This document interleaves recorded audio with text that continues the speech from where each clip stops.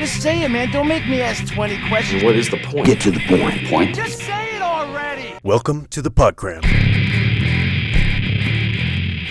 Today I want to do something a little different. We're going to listen to a comedian and a philosopher battle it out for a few minutes and then analyze the value of their viewpoints, because I think there's an important lesson to be learned here. How can we find ethics and meaning in a world that's seemingly godless? And that's to go back to the start of our discussion there. It's like the failure of new atheism hasn't been able to address that. Shakespeare says, if there's no God, then life is like a tale told by an idiot. It signifies nothing. Ooh. In comparison to the vast cosmos in which I exist, I feel so small and meaningless. Or comparison to the 13.8 billion years in which I've existed. Like my 70, if I'm lucky, feels like it doesn't really matter. But imagine if you were really big, like the size of the universe. Imagine you live for 13 billion years. It doesn't seem to have any effect on how more meaningful your life is. Your life still lacks that fundamental purpose. So how big you are and how long you last I don't think you'd have an insecurity complex if you were the universe. Same with Dr. Manhattan. Some people say, I want to stop eating meat or stop taking long-haul flights. But really, when it comes down to it, it doesn't really matter whether I buy that chicken or take that flight. It's not going to impact the overall good and bad that's in the world. It's a drop in a huge ocean that really doesn't matter in the grand scheme of it. If your goal is to make existence as a whole greater or better, then it's nothing compared to the infinite suffering and pain that's already out there. You can't change the overall value of existence. Now we've said that, I still think there's a point in being moral in developing your own character, sorting out your own house or community or country or continent and the world. It seems like that's what our job is. Yeah. Seems like that's where that's we still we worthwhile. get what you keep referring to as meaning. That's where we get meaning. I keep saying that the world is meaningless. What I really mean is it's seemingly meaningless. It's not obvious to what the meaning is when it feels like it ought to be. Right? So you're in this moment where you think, actually, my life's pretty good. And then you remember all of the crap in the wider world and in history and the purposelessness of it all. The real problem of the absurd and the meaninglessness of life for us as agnostics and atheists is we desire or want meaning from the world, but the world sits there cold, dark, and empty. It doesn't respond to us. We ask for meaning, we ask for purpose, and it doesn't respond. There's 3 great books by Camus, which I highly recommend. One, The Outsider or The Stranger. And the main character starts off, his mom's just died, and he doesn't care. And then he goes to the beach and just shoots some random guy, and he doesn't care. And then he's put on death row and he dies, and he still doesn't care. And you're reading it as the reader, what's wrong with this guy? But he's mirroring the world's indifference. He doesn't, that's what it is to accept the meaninglessness of the world.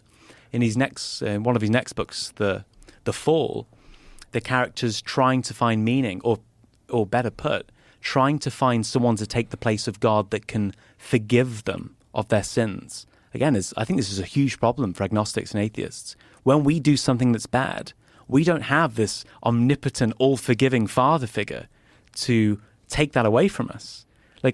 We have to live with it. I think as someone who's never embraced Christianity, I have no idea what that's like, what a gift that is, to do something bad and be forgiven by God from it. And so, seems like a great life hack. Yeah, it does. Can I push back on this idea that the world's meaningless, though? Yeah. That's cold and meaningless and uncaring?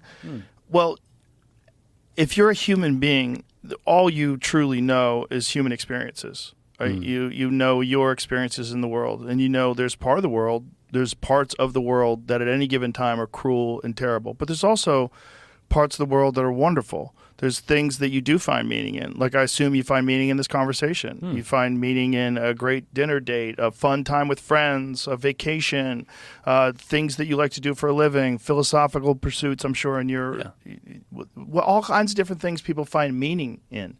And they enjoy and love, and they have happy moments.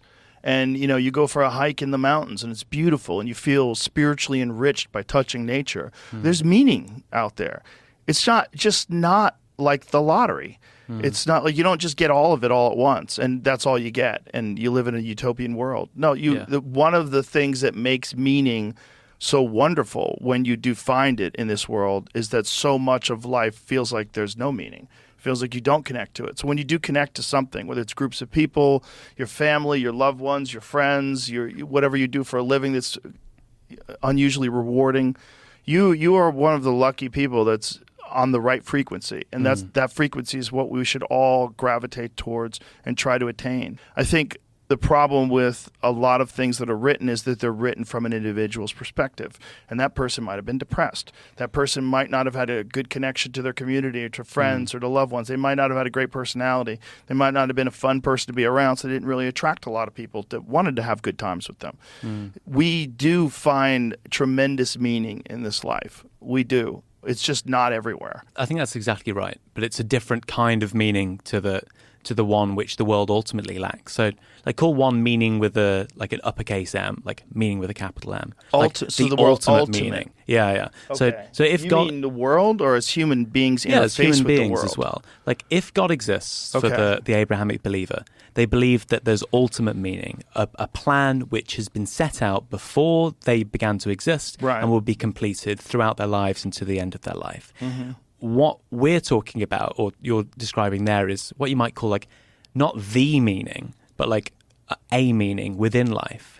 And there's a problem here, But which is you are the only thing that you're aware of that interfaces with this universe that you're consciously connected to. The you that's talking out of your mouth right now is the only you that interfaces with your world. If you find meaning in that world, the world has meaning. if it's like there's no ultimate meaning and all meanings are just created by the person, like we all color in the void with the thing that we think is purposeful. We need some kind of way of differentiating between worthwhile meanings and things that are less worthwhile. And so there's a problem there. I think we can solve that problem, which is, although the world doesn't have an ultimate meaning, we can see that there are moral values in the world that correspond to happiness and suffering, right? The reason mine's more meaningful is because I'm doing something that's morally right and you're doing something which... I'm not willing to concede that it doesn't have meaning. Like as a whole. Yeah. I think it's moving in a direction. Well, we inherently know that it feels better to be a good person. We know it. We know it feels better to have good friends and good community and be someone that people can rely on and count on. We know, like, there's a general direction that makes us feel good to go in that way. And I think that's the guiding light. All these different examples of people we admire. Like, God, I wish I was more like that guy. Try to be more like that person. You know what I used to say all the time? Aspire to be the person you pretend to be when you're trying to get laid. Just actually become that guy. Like, it's possible, right? If you could fake it for a little while, you know, when you're 21 years old trying to pick up a girl. Aspire to be the person you pretend to be when you're trying to get laid. Drunk. Well, why are you drunk? You're drunk because it loosens your inhibitions. You become more jolly. Yeah, you're a fun person. Be the person. Aliens came and found primitive man just eating berries. And if you went further ahead a few million years and saw that they've developed tools and now they figured out how to skin animals and throw spears, you'd be like, oh, I see where this is going. Like, their meaning is to continue getting better at this. Then they develop metallurgy. Then they figure out combustion engines, how to harness electricity, and like, whoa, okay, now we're cooking.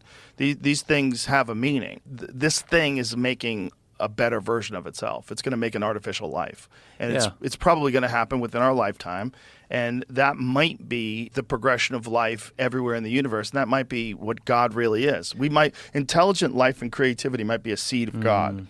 And that if it keeps going and this biological life gives birth to digital life that can make better versions of itself instantaneously and then continue to do so, it will eventually have unimaginable power to harness every single element that exists in the universe. Yeah, this view is pretty close to, I think you've had it on the show before, Philip Goff. He thinks that the fundamental nature of the world is consciousness that is identical to what we should describe as God, and that this is a process by which we're becoming, making the world better, and we have parts to play in that, and that's what constitutes a meaningful life. So I've sort of got two problems. But that's the thing that you keep saying, that meaningful. Like it comes, like the meaning there for Goff would be something like the world is in a better state of affairs than what it was before, and if you're contributing to the betterment of the world as a whole, then your life is meaningful. If you're sat on your ass not doing anything and you're taking away from the greatness of the world, then your life isn't as meaningful as the person. So if you're counting grass and I'm helping people, then my life is more meaningful on this metric because I'm making the world go towards what God wants its end to be. But let me push back against that, because what about Buddhist monks that spend their entire life celibate, just meditating in a room? What's what? Are they? Is their experience less meaningful? Because they're achieving. They're actually communicating with what they believe is God. They weren't the people I had in mind when I said people sat on their ass doing nothing. Well, they are sitting on their ass doing nothing, though. Yeah. Okay, I'll bite the bullet. I'll say, like, there are more meaningful ways to live your life than being a Buddhist monk sat on your ass doing nothing. So I think if the multiverse theory is actually true, as agnostics or atheists, we should be really fucking worried. Like, this is a horrible state of affairs.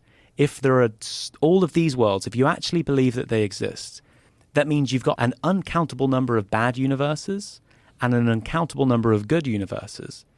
You shouldn't be singing and buzzing with the bees and jumping with the shrimp and being all excited about existence. We should be really concerned. But we're really concerned about things that we're not even sure exist that are horrific?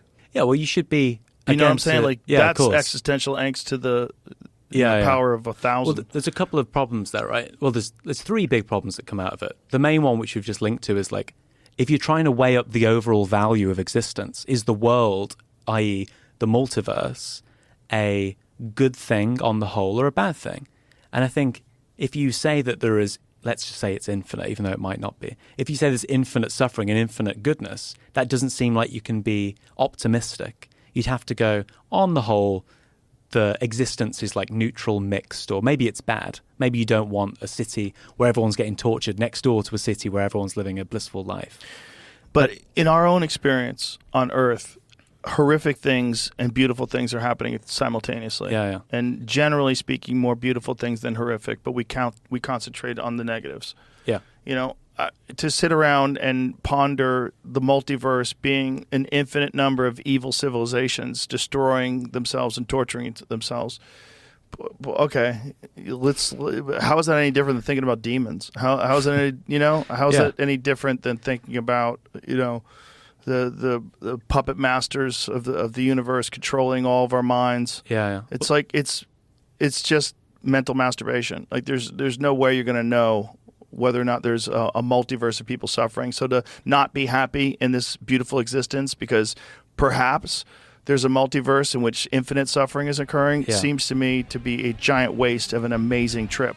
Like the trip that we're on right now is Earth 2025 Western civilization. Pretty fucking cool. Having heard all that, which of these two guys do you think is more likely to have an existential crisis? The guy who's grateful for everything and just having a great time enjoying life and trusting his own judgment, accepting that what seems good probably is? Or the one who's vainly searching for some objective basis by which to justify his subjective evaluations? Nietzsche says that to ask whether life is worth living, or to even have the desire to ask what the purpose of life is already a symptom of decay. Jack Symes may be the more intellectual of the two, but all the signs are pointing towards Rogan having the healthier mind. Thanks for listening to this installment of The Podcram. I hope it contains something useful for you. If you enjoy these selections and are curious about the curator's own thoughts, you can check out my other podcast, Psychic Lube, where I share concise concepts meant to grease the intellectual gears and help get your creative juices flowing. Each episode is an ongoing collaborative project that welcomes listeners to expand or rebut its points by email or comment, the most interesting of which get incorporated through periodic re-recordings. As always, if you're intrigued by today's content, I encourage you to go listen to the full podcast in its original form directly from its creators so that their sponsors keep paying them to make stuff for us and nobody feels compelled to sue me for copyright infringement. Now, get off your phone and go do smart stuff. Have a productive day.